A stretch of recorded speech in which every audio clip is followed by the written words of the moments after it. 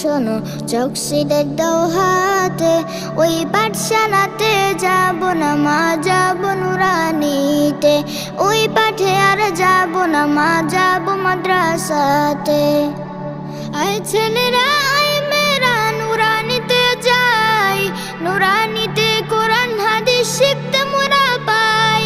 আয় ছেলেরা আয় মেয়েরা নুরানিতে যাই, নুরানিতে কোরআন হাদিস শিখতে মোরা পাই।